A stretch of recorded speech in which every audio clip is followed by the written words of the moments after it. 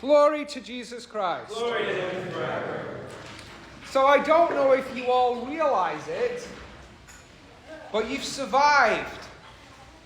You've survived since 1 year ago, almost, when we last read this gospel. When we last heard the gospel about the man whose soul was required of him that very night. And I think 1 year ago I preached about being ready, just in case that truck comes for you and your life is required for you without warning. Because what God says to the fool in the gospel, he of course could say to any of us at any time. This very night, your life is required of you. What if? What if tonight, that was it? Your life is required of you. Are you ready? Or would God address you as a fool, like he addresses the man in the gospel? And we know what he's been thinking. It's been quite understandable, really. It's like, wow, I've done so very well for myself. I have all these riches. Now I need somewhere to store them. I need a good investment. And I will busy myself finding a good investment, building a place to store my wealth. And God says to him, you are not thinking about what matters. You are not investing your life in what matters. Doesn't Jesus say, he might be rich in his harvest, but he's not rich in what matters to God. And so the church gives us this warning where Jesus says to all of us, if you have ears to hear, hear this. Hear this warning. Thank God all of you have survived. But there are some parishioners that we have laid to rest over the last 12 months.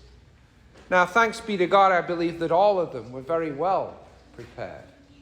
All of them had invested in things that truly matter to God. I believe, please God, that they will be found to be rich in the things that matter to God. But in between now and next year,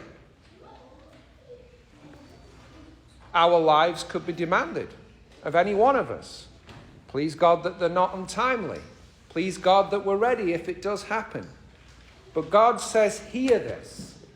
That's what Jesus says at the end of the gospel. Heed. Let anyone who has ears to hear, heed this. So we're called to be ready for the coming of the Lord. And we are getting ready for the coming of the Lord in many different ways, in 3 different important ways. Because on Tuesday, the church began its Philippian fast. What the Roman Catholics call Advent, we call the Philippian fast. The fast that begins on the feast day of the Apostle St. Philip. And that's when we start to get ready for Nativity, for Christmas. We're already getting ready. It's time to prepare ourselves through prayer, through fasting, through works of mercy, through almsgiving. It's time for us to get ready because the Lord is coming. The Lord is coming, and he's coming in 3 important ways. Yes, he's coming in Christmas, and that coming will be sooner than either you or I realize. It will be here before we know it. But he's coming at Christmas, so we have to get ready for that. But he's also coming. We don't know when he's coming, but he's coming to each and every one of us one day when he will say, your life is required. He's coming at the end of our lives to see if we really are rich or if we really truly are poor. But also he's coming at the end of the world. And who knows? Maybe will that be in our lifetime even? Who knows? But he's coming. He promised. He is coming again in glory.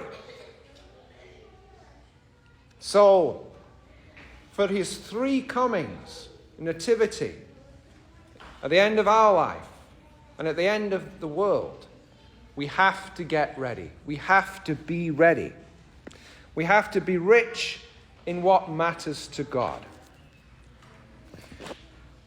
So the church starts its fast with this gospel, warning us that at any moment and at any time, we might have to leave this world. So we're called to be ready. And beginning the fast on the feast day of St. Philip, the church lets us hear in the gospel the call of St. Philip.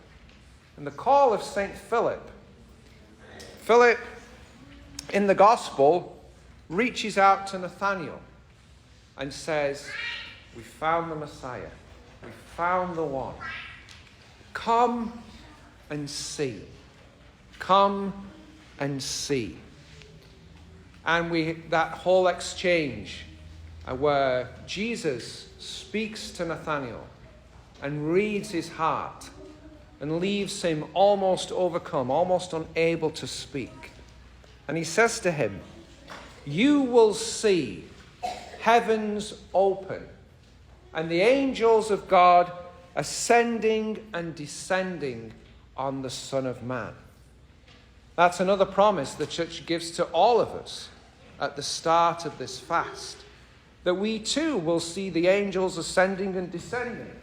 And just to illustrate that, thank you very much, we will at Christmas see the angels ascending and descending upon Jesus Christ on our altar. We will all see that. We are all invited to that. The same promise that was given to Nathanael is given to us. We too will see the angels ascending and descending as they sing their Christmas hymns.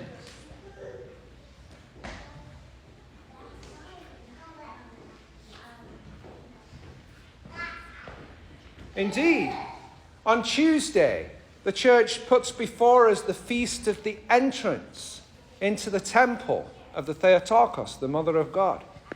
All of us are called to enter into the temple. And as we enter in spirit to the temple with the Mother of God on her feast day, the church will begin to sing her Christmas hymns. The hymns that say, "Christ is born, glorify him." So it's very popular for Christians to be very curmudgeonly and complain when the stores bring Christmas earlier and earlier. It's almost this year as if Santa Clauses and Christmas trees are fighting with the skeletons and the ghosts on the shelves for Halloween. Well, the church starts Christmas on November the 21st. That's Tuesday. Are you ready? The Lord has come very quickly. The church will already be singing her Christmas hymns, reminding us that Christ is about to be born. So how do we get ready? Many different ways.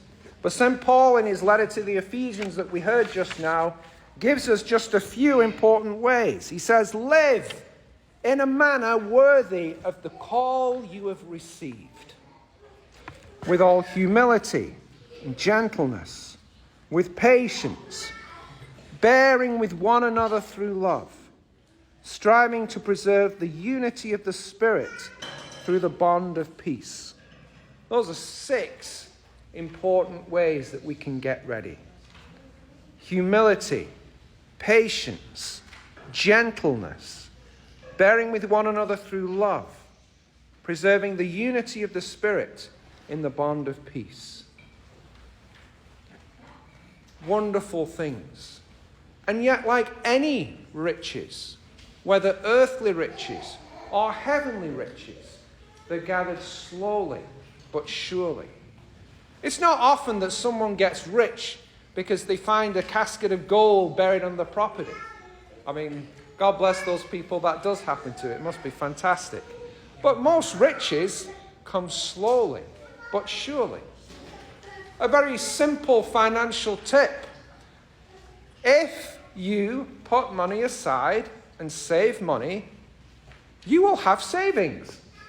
If you don't put money aside, you won't have savings. It's as simple as that, and I don't need my CPA to be able to tell you that. It's the same with heavenly riches.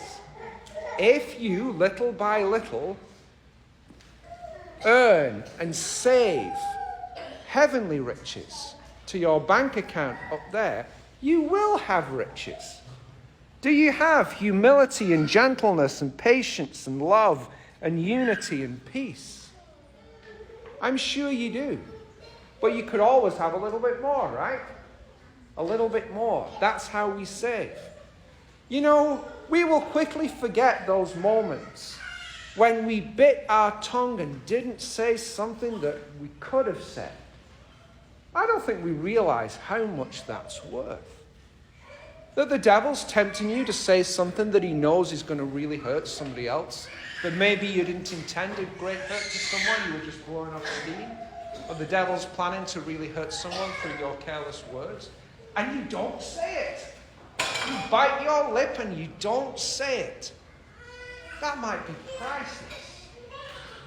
The time when you're ready to just let loose at your kids in anger and you bite your tongue and you don't. The time when you could say something to your boss that gets a co-worker in trouble and you don't say it.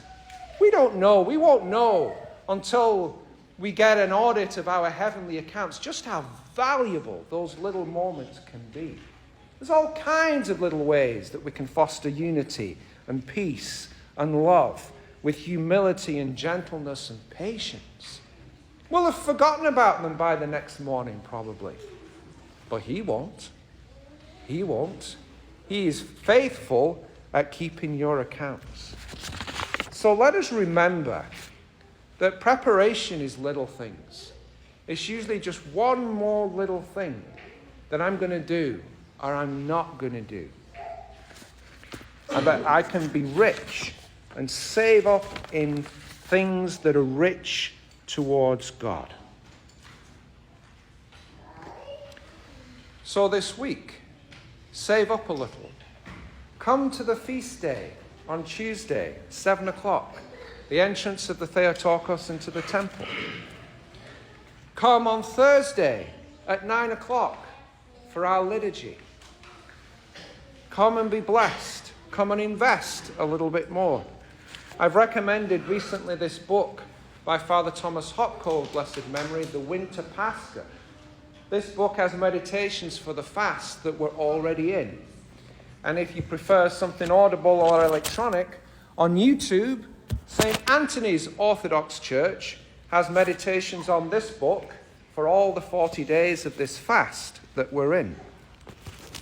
On another note, on Tuesday, I will be on TV, at least on Bishop Dolan's TV, at a production called Seat at the Table.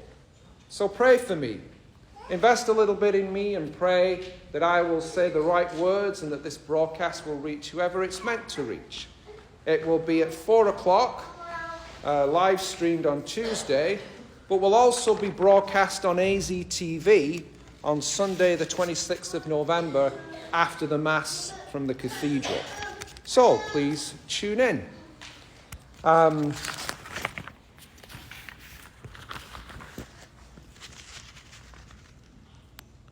And I think that is everything that I wanted to say. Apart from, when it comes, have a wonderful, joyous, peaceful, and holy Thanksgiving. Glory to Jesus Christ.